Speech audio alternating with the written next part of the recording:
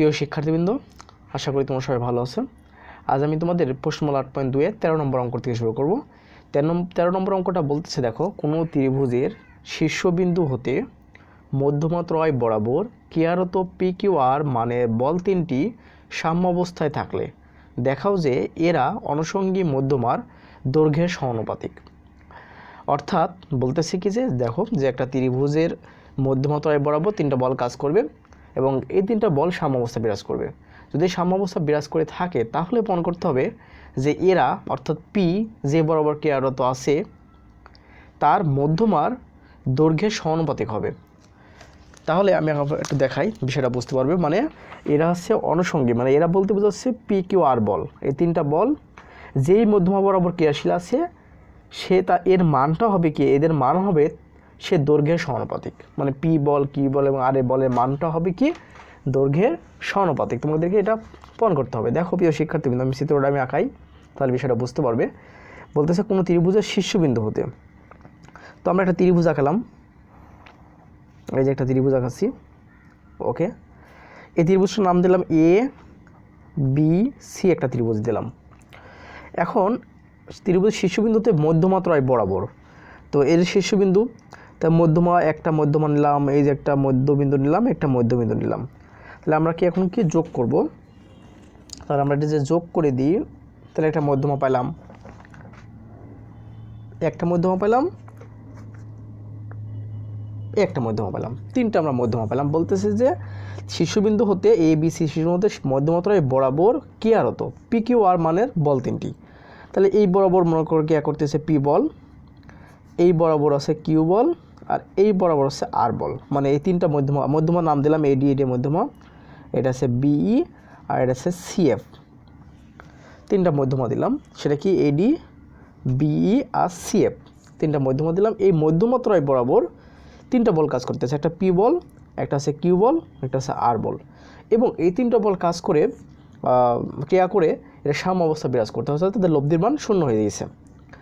এখন দেখাতে হবে এরা মানে এই বলগুলোর মানটা হবে কি, তার দৈর্ঘ্যটা আছে যে এই যে মধ্যমাত্রার দৈর্ঘ্যটা আছে, এই যে AD, BE, CF, এদের মানে প্রত্যেকের সমানুপাতিক, দৈর্ঘ্যের সমানুপাতিক। অর্থাৎ আমি যদি বলি P প্রপোর্শনাল AD, তারপর যদি বলি Q প্রপোর্শনাল BE, আবার যদি বলি যে R প্রপোর্শনাল CF, এটা তোমাদেরকে প্রমাণ করতে হবে মূলত। অর্থাৎ এদের বলগুলো হবে তাদের দৈর্ঘ্যের যে বরাবর ক্রিয়া করতেছে সেই দৈর্ঘ্যের সমানুপাতিক, এটা মূলত কাজ করতে হবে। তো আমরা এখন একটা বলতে পারি যে একটা ধরে নিতে পারি, মনে করি ABC ত্রিভুজের AD, BE এবং CF আমরা একটা ধরে নিলাম যে, মনে করি, লিখে নিলাম একটু, মনে করি ABC ত্রিভুজ ABCA, ত্রিভুজ ABCA এর ত্রিভুজ ABC এর মধ্যমা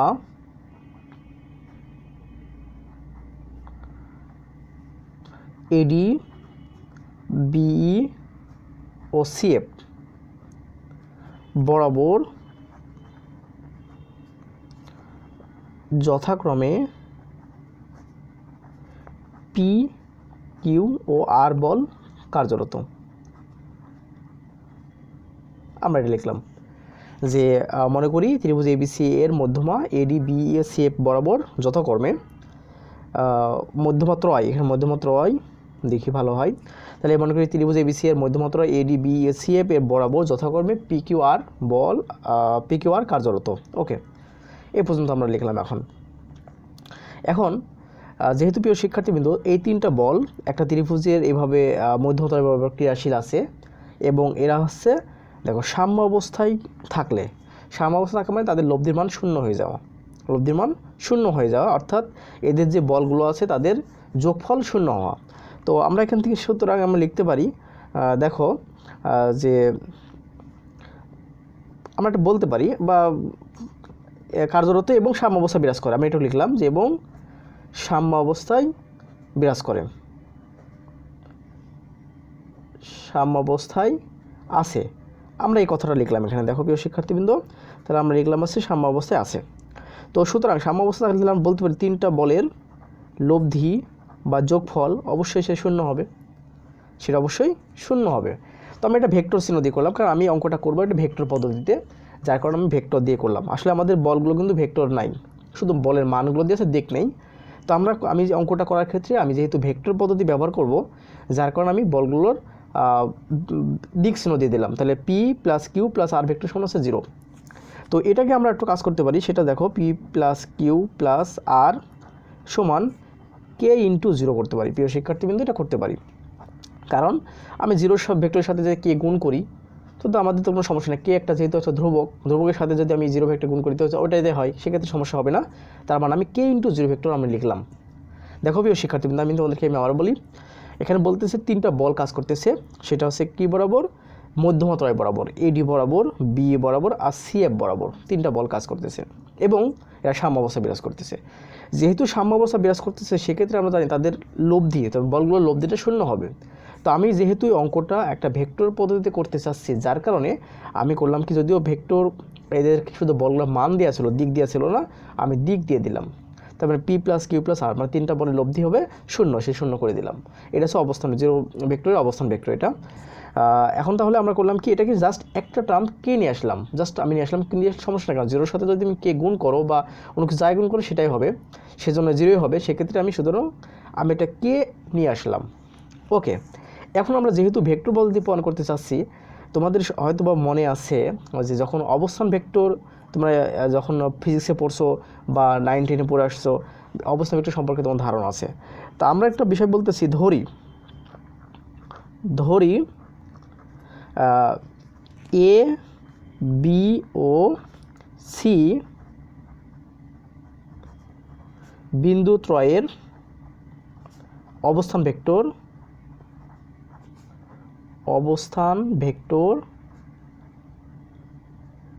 যথাক্রমে এ বি ও সি। ধরে নিলাম এই ভেক্টর অবস্থান ভেক্টর এ, এইটার হচ্ছে কি বি, আর এটার হচ্ছে কি সি। এই 3টা অবস্থান ভেক্টর আমরা ধরে নিলাম। ওকে, আমরা 3টা অবস্থান ভেক্টর এখান থেকে ধরে নিলাম। ধরি এ বি সি বিন্দু ত্রয়ের অবস্থান ভেক্টর যথাক্রমে এ বি ও সি, আমরা এটা 3টা ধরে নিলাম। তো প্রিয় শিক্ষার্থীবৃন্দ, তোমরা এই বিষয়টা জানো। তো অবস্থান ভেক্টর যদি হয়ে থাকে, তাহলে যেহেতু আমাদের এ বিন্দুর অবস্থান ভেক্টর এ, বি বিন্দুর অবস্থান ভেক্টর বি আর সি বিন্দুর অবস্থান ভেক্টর হচ্ছে সি, তাহলে ডি বিন্দুর অবস্থান ভেক্টর কত হবে? তো তোমরা জানো যেহেতু ডি বিন্দুটা বি এবং সি এর মাঝামাঝি অবস্থান করতেছে, তার মানে ডি বিন্দুর অবস্থান ভেক্টর হবে কি বি প্লাস সি বাই 2। তো আমরা এখান থেকে সুতরাং লিখতে পারি যে ডি বিন্দুর অবস্থান ভেক্টর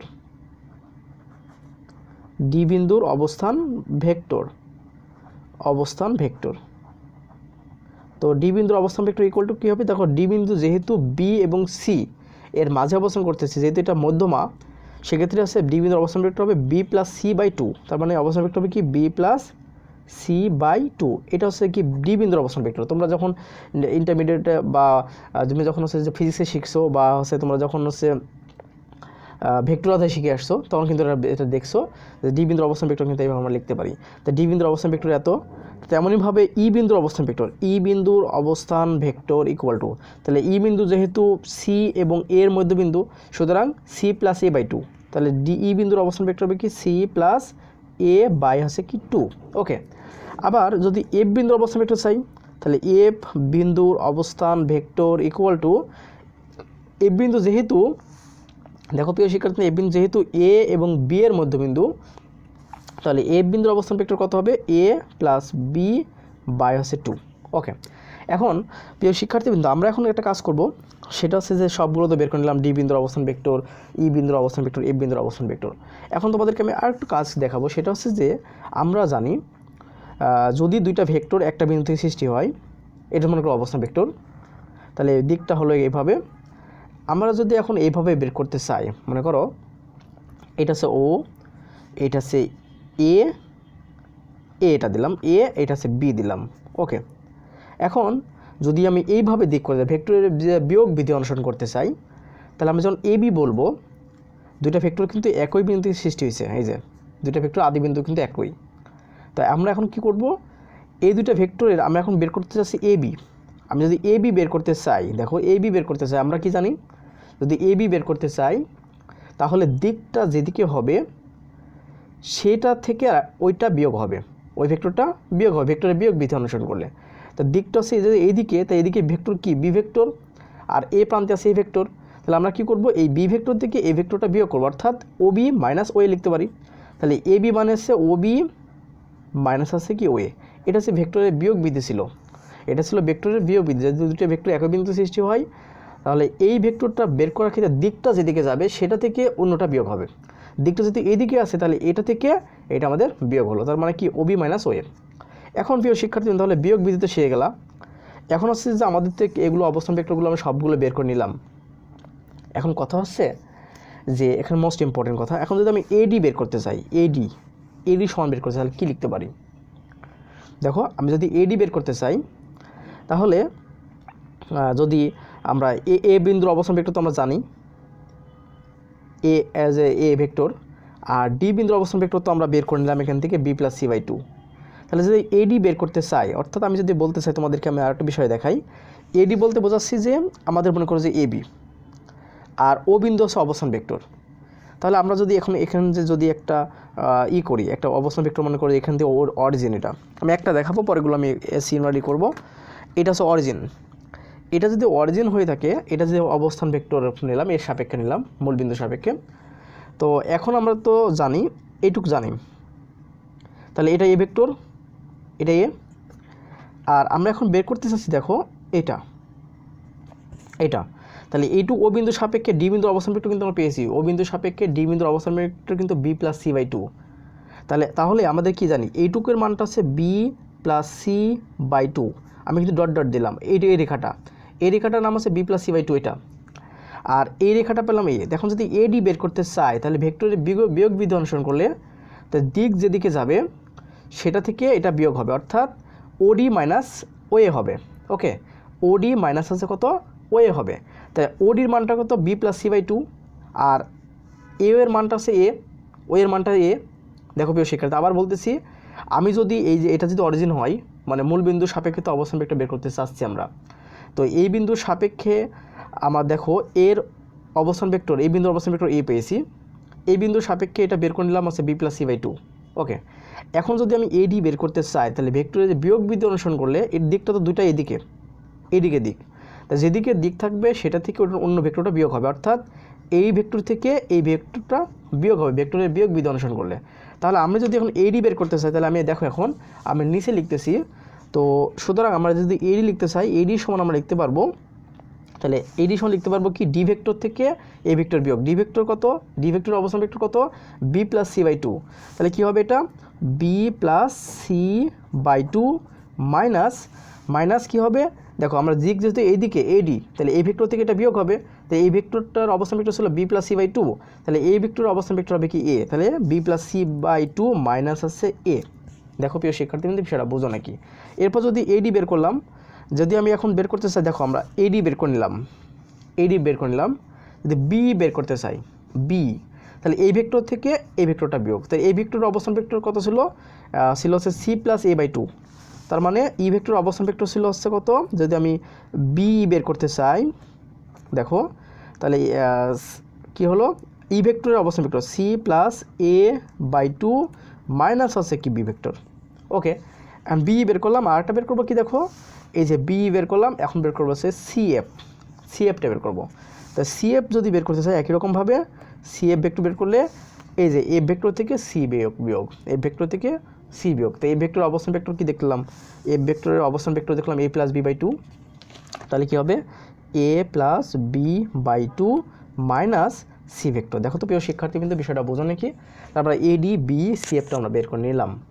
আর এখানে দেখো আমাদের কিন্তু P plus Q plus R সমান কে ইন্টু জিরো আমরা 1 নম্বর ইকুয়েশনে দেখে আসছি। এখন এদেরকে যোগ করব, এডি প্লাস বি প্লাস সিএফকে আমরা যোগ করব। তো আমরা যদি এভাবে যোগ করি দেখো প্রিয় শিক্ষার্থী কিন্তু, তাহলে AD plus BE plus CF এদেরকে যদি যোগ করি তাহলে কী কী হয় দেখো, B plus C by two minus A plus C plus A by two minus B plus A plus B by two minus আছে সি। এটা আমরা সব বের করে নিলাম, যোগ করে বের করে নিলাম।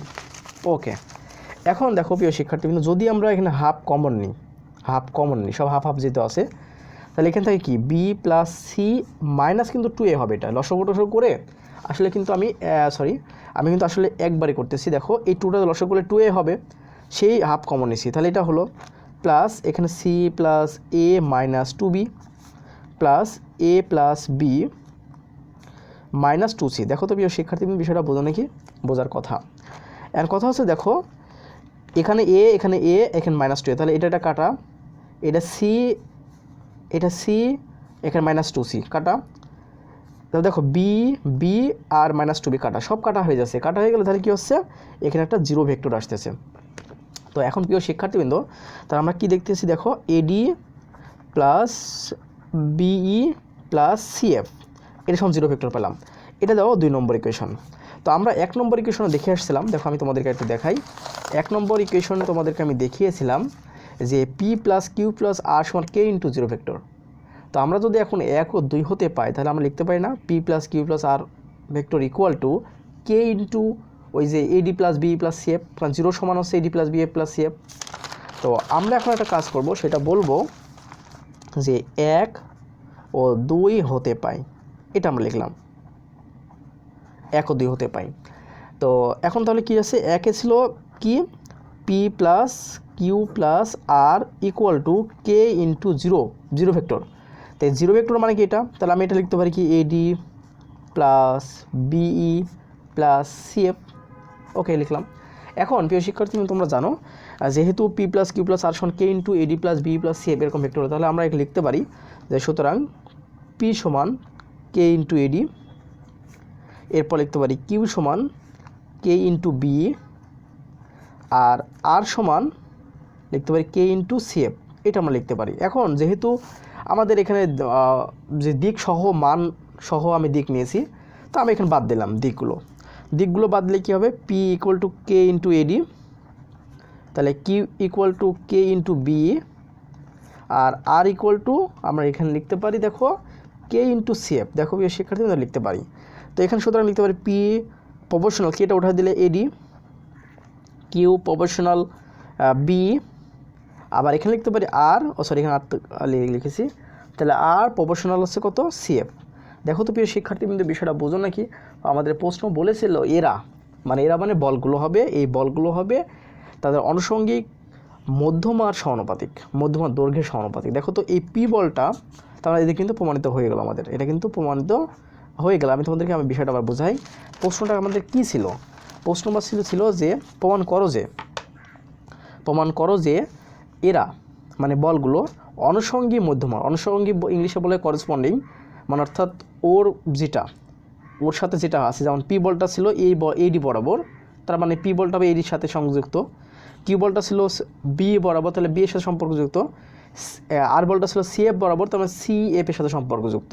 তাহলে এদের দৈর্ঘ্যের সমানুপাতিক। দেখছো আমি তাই করছি, এই পি বলটা দেখাচ্ছি পি প্রপোর্শনাল এডি, তারপর কিউ প্রপোর্শনাল দেখাচ্ছি বিই, আর প্রপোর্শনাল হচ্ছে সিএফ, সেটা কিন্তু আমরা এখানে দেখিয়েছি। তার মানে সেটা তো হলো না, সেটা তো হয়ে গেল। দেখো তাহলে কি এই পি বলটা হবে তার দৈর্ঘ্যের মধ্যমা দৈর্ঘ্যের সমানুপাতিক, কিউ বলটা হবে তার দৈর্ঘ্যের মধ্যমা দৈর্ঘ্যের সমানুপাতিক, আর বলটা হবে তার মধ্যমা দৈর্ঘ্যের সমানুপাতিক। তার মানে এটা প্রমাণিত হয়ে গেল। প্রিয় শিক্ষার্থীবৃন্দ, অনেক সহজভাবে এটা আমি ভেক্টর পদ্ধতিতে প্রমাণ করে দিলাম। আশা করি বিষয়টা বুঝতে পারছো। এখন আমি যেটা দেখাবো সেটা হচ্ছে কি তোমার 15 নম্বর অঙ্কটা, মোস্ট ইম্পর্টেন্ট অঙ্ক, ভেরি ভেরি ইম্পর্টেন্ট যদি বলো, সেটার ভিতরে একটা আসবে, সেটা হচ্ছে ভেরি ভেরি ইম্পর্টেন্ট। এই অঙ্কটা ভেরি ভেরি ইম্পর্টেন্ট, 15 নম্বর।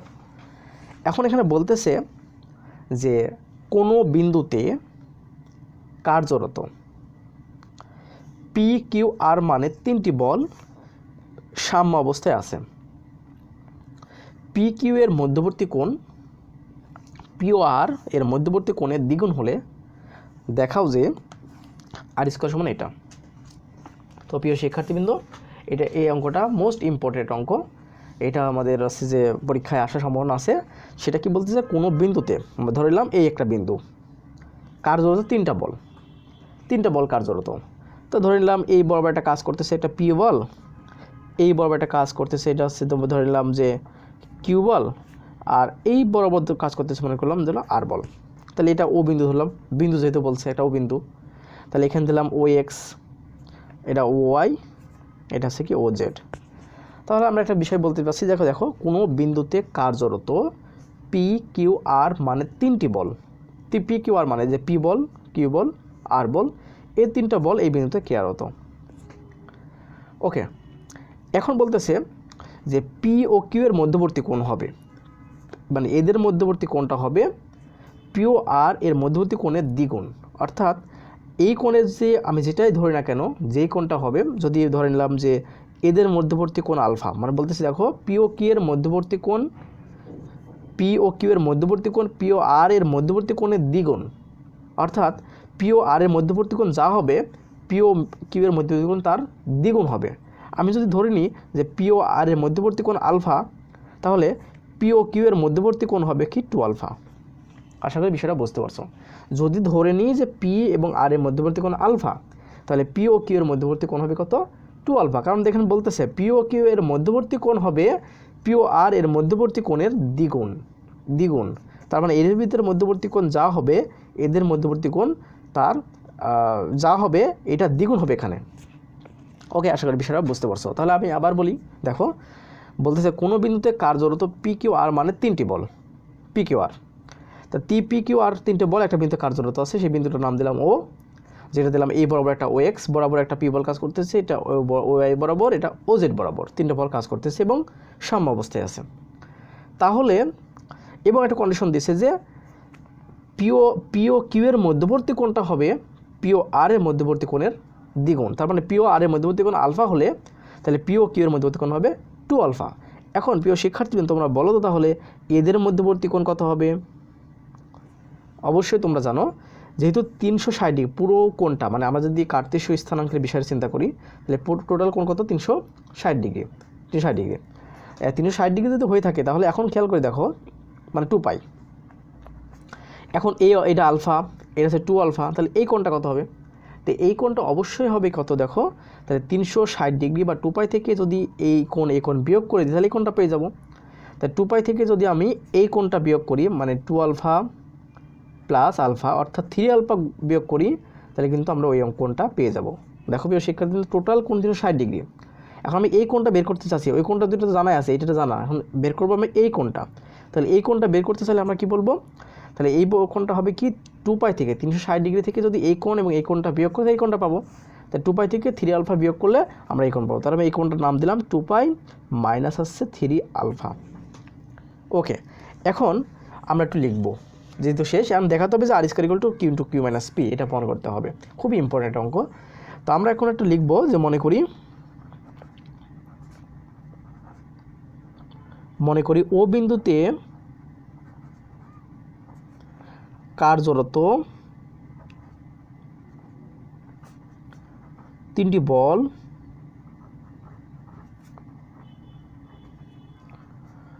পি কিউ ও আর যথাক্রমে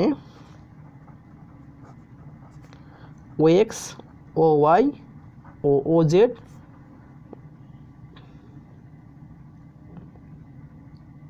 আমরা লিখলাম কি মনে করি ও বিন্দুতে কার্যরত তিনটি বল পি কিউ ও আর যথাক্রমে ও এক্স ওয়াই ও জেড। কার্যরত এখানে না লিখে আমার এখানে যেহেতু আমরা ওখানে অলরেডি বলে দিছি, তা আমরা এখানে যে মনে করি ও বিন্দুতে তিনটি বল, এই কার্যরত এখানে বাদ দিলাম। মনে করি যে ও বিন্দুতে তিনটি বল পি কিউ ও আর যথাক্রমে ও এক্স ও ওয়াই ও জেড বরাবর কার্যরত, এটা লিখলে সবচেয়ে বেটার হবে, বরাবর কার্যরত। ওকে, কার্যরত, এখানে কার্যরত লিখলাম। ওকে, এখন আমরা দেখবো, দেখো প্রিয় শিক্ষার্থীবৃন্দ লিখবো যে ধরি পি ও আর এর মধ্যবর্তী কোণ আলফা, মধ্যবর্তী কোণ হচ্ছে আলফা। ধরলাম যে পি ও আর এর মধ্যবর্তী কোণ আলফা। ওকে, অর্থাৎ জেড এক্স ও জেড, অর্থাৎ এক্স ও জেড একই কথা, তাহলে এক্স ও জেড, সুতরাং পি ও আর এর মধ্যবর্তী কোণ আলফা, সুতরাং মানে আমি লিখি অর্থাৎ বলতে পারি যে অর্থাৎ এক্স ও জেড কোণ ইকুয়াল টু আলফা।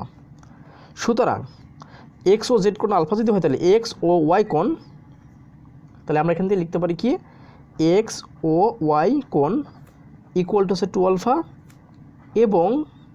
এবং ওয়াই ও জেড এই কোণটা সমান আছে 2π - 3 হবে। দেখো তো প্রিয় শিক্ষার্থী, বিষয়টা বোঝো নাকি? আশা করি বিষয়টা বুঝতে পারছো। যদি আমাদের এটা আলফা হয়, যে 2 আলফা এটা দেখাই দিলাম, জাস্ট লিখলাম এটা 2π - আলফা ও 2π - 3 আলফা। ওকে, 2π - 3 আলফা এটা আমরা লিখে নিলাম। এখন যেহেতু তিনটা বল সাম্য অবস্থা সৃষ্টি করছে, তাই লামির উপপাদ্য অনুসরণ করে, সুতরাং লামির সূত্র অনুসারে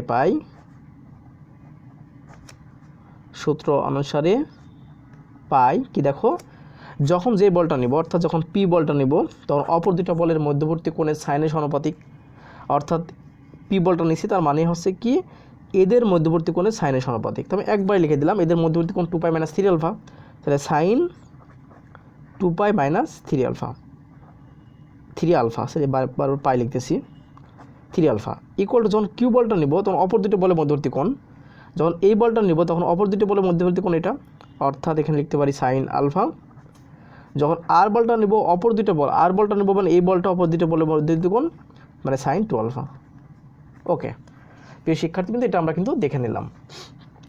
এখন যদি আমি কোঅর্ডিনেট ঘোরাই, কত 2 পাই, তাহলে কত হচ্ছে এই যে 91, 92, 93, 94 মাইনাস এই ঘরটা। তো এই ঘরটা কার ঘর? প্রিয় শিক্ষার্থী, কিন্তু তোমরা জানো এই ঘরটা হচ্ছে কজ এবং হচ্ছে সেকের ঘর। তো যদি অন্যজনের ঘরে গেছে তার মাইনাস হবে, তাহলে আমরা এখান থেকে একটা বিষয় লিখতে পারি, তাহলে P by minus sine 3 alpha. এখানে একটা কথা বলে রাখি, এটা কিন্তু জোড় সংখ্যক 90 আছে, যার কারণে এটা চেঞ্জ হলো না, সাইন থাকলো, জাস্ট অন্যজনের ঘরে গেছে এই জন্য সে মাইনাস হলো। Okay, Q by sine alpha equal to R by sine 2 alpha, এটা হলো। এখন আমরা কাজ করব কি, প্রথম এবং দ্বিতীয় অনুপাত নিয়ে কাজ করব, এবং দ্বিতীয় এবং তৃতীয় অনুপাত নিয়ে কাজ করব। ওকে, তাহলে আমরা কি করব, আমরা এখানে লিখতে পারি যে প্রথম ও দ্বিতীয় অনুপাত নিয়ে পাই, প্রথম ও দ্বিতীয় অনুপাত নিয়ে পাই।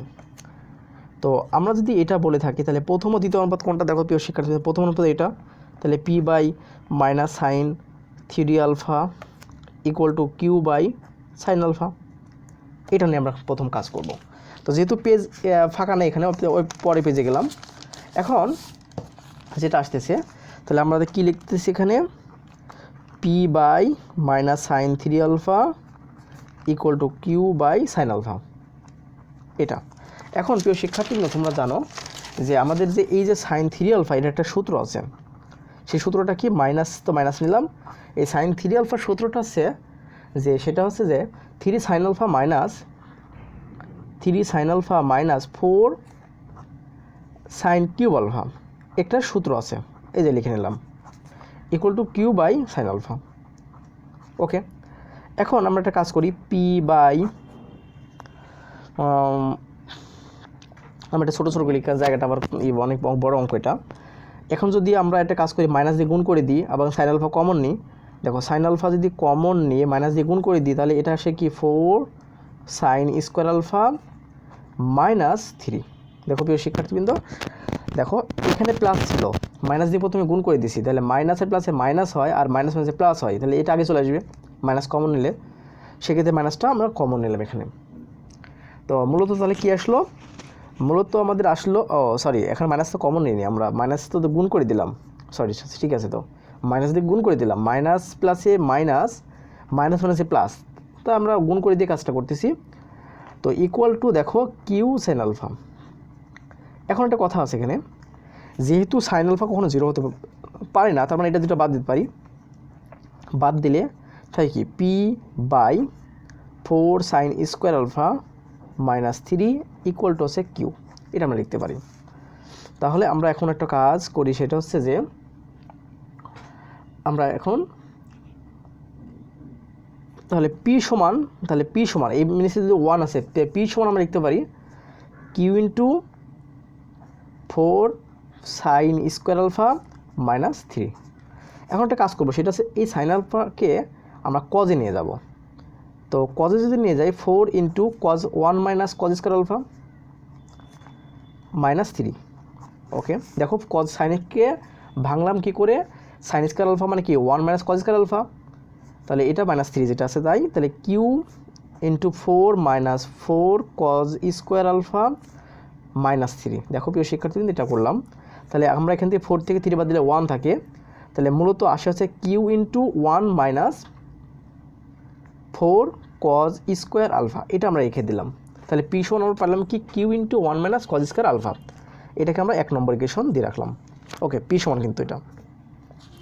এবার যেটা কাজ করবো, আমরা কি কাজ করলাম, প্রথম দেখো প্রিয় শিক্ষার্থীবৃন্দ আমরা কি কাজটা করলাম, কাজটা হচ্ছে যে প্রথম ও দ্বিতীয় অনুপাত নিয়ে পেয়েছি, এখন আমরা দ্বিতীয় এবং তৃতীয় অনুপাত নিয়ে কাজ করব। দ্বিতীয় অনুপাত আছে কি কিউ বাই সাইন আলফা, তৃতীয় অনুপাত হচ্ছে আর বাই সাইন 2 আলফা। তাহলে দ্বিতীয় ও তৃতীয়, তাহলে আমরা কী করবো এখন, দ্বিতীয় ও তৃতীয় অনুপাত নিয়ে পাই। তো আমরা দেখে আসলাম কি দ্বিতীয় অনুপাতে ছিল কিউ বাই সাইন আলফা আর তৃতীয় অনুপাতে ছিল আর বাই সাইন 2 আলফা। ওকে, এখন প্রিয় শিক্ষার্থীবৃন্দ দেখো আমরা একটু কাজ এখানে করি, কারণ জায়গাটা নেই, শেষ করতে হবে। কিউ বাই সাইন আলফা রাখলাম, কিউ বাই সাইন আলফা রাখলাম, আর বাই এই সাইন 2 আলফাকে 2 সাইন আলফা কজ আলফা লেখা যায়, 2 সাইন আলফা কজ আলফা লেখা যায়, তোমরা এটা জানো। ওকে, তাহলে এখানে সাইন আলফা বাদ দেওয়া যায় উভয় পক্ষ থেকে, বাদ দিলে থাকে কি Q equal to R by 2 cos alpha, R by 2 cos alpha.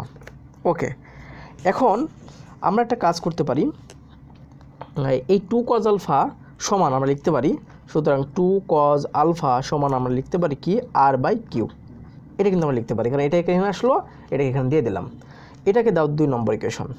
Okay, এখন দেখো প্রিয় শিক্ষার্থীবৃন্দ 1 ও 2 হতে পাই, 1 ও 2 হতে পাই, তাই কী পাই দেখো এখানে পি, এই যে পি লিখলাম, কিউ লিখলাম, ইকুয়াল টু 1 মাইনাস, দেখো এখানে 4 কজ স্কোয়ার আলফা আছে, এটাকে আমি 2 কজ আলফা হোল স্কোয়ার করতে পারি না, আমরা এটাকে যদি এরকম করতে পারি না যে 2 কজ আলফা হোল স্কোয়ার লিখতে পারি অবশ্যই, তাহলে এইটুকুর পরিবর্তে আমি লিখতে পারি 2 কজ আলফা হোল স্কোয়ার, আর 2 কজ আলফা মানে হচ্ছে আর বাই কিউ, তাহলে আমরা লিখতে পারি কি, তাহলে 1 মাইনাস এই যে মাইনাস এই মাইনাস এইটুকু সমান যেহেতু লিখতেছি 2 কজ আলফা, তাই 2 কজ আলফার মান হচ্ছে আর বাই কিউ, তাহলে আর বাই কিউ তারপর কি হোল স্কোয়ার। দেখো প্রিয় শিক্ষার্থীবৃন্দ বিষয়টা বুঝতে পারছো।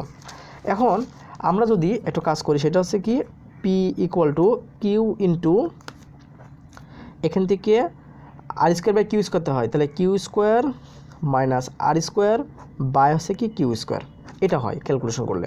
এখন এটা কাটাকাটি করলে থাকে শুধু নিচে কিউ। তাহলে আমাদের প্রমাণটা আসছিল কি, আসলে প্রমাণটা বলতেছিল যে বলছিল R square equal to Q into Q minus P, তার মানে আর স্কোয়ার আনতে হবে। ওকে, তো আমরা এখান থেকে একটা কিউ কেটে দিয়ে একটা কিউ থাকলো, আর এই কিউটা দেখো আমি এখানে দিয়ে দিলাম, ভাগ আছে এই পাশে দিয়ে দিলাম, একবারে করতেছি কাজটা। তাহলে P Q equal to Q square minus R square. দেখো প্রিয় শিক্ষার্থী তুমি সেটা বুঝতে পারছো, আমি কি করছি দেখো এখানকার কিউ, এখানে কিউ স্কোয়ার আছে, একটা কিউ কেটে গেল, সেই কিউটা আমি করলাম কি এই পাশে ভাগ ছিল, এই পাশে গুণ হয়ে যাবে, তাহলে পি কিউ হয়ে গেল কিউ মাইনাস আর স্কোয়ার। তো এখন আমরা এখান থেকে একটা কাজ করতে পারি, যেহেতু আর স্কোয়ার আনতে হবে, তাহলে আর স্কোয়ার ইকুয়াল টু আমরা লিখতে পারি Q square minus P Q, অর্থাৎ আর স্কোয়ারটাকে সমানের এই পারে নিলে প্লাস হয়ে গেল, আর পি কিউটা ওই পাশ থেকে মাইনাস করে দিলাম। এখন আমরা এখান থেকে যদি কমন নিই, কিউ কমন নিই, তাহলে কিউ মাইনাস আছে কি পি, আমাদের সম্ভবত এটাই বলছিল যে এটাই প্রমাণ করো, Q into Q minus P, দেখি হ্যাঁ Q into Q minus P, এটা কিন্তু আমাদের প্রমাণ করতে বলছিল। দেখো প্রিয় শিক্ষার্থীবৃন্দ আমরা কিন্তু এখানে অতি সহজেই আমরা অঙ্কটা R square equal to Q into Q minus P এটা প্রমাণ করলাম, এটা কিন্তু আমাদের প্রমাণিত। প্রিয় শিক্ষার্থীবৃন্দ এই অধ্যায়টা আমি আর একটা লেকচার দিয়ে এটা শেষ করে দেবো, কারণ আর একটা 2টা অঙ্ক বোর্ডে পড়া প্রশ্ন আছে, ইম্পর্টেন্ট প্রশ্ন আছে, 2টা প্রশ্ন করে দিয়েই আমি অধ্যায়টা শেষ করে দেবো। তো ঠিক আছে প্রিয় শিক্ষার্থী, ভালো থাকো, সুস্থ থাকো, এই কামনা করে আজকে লেকচার শেষ করলাম। আল্লাহ হাফিজ।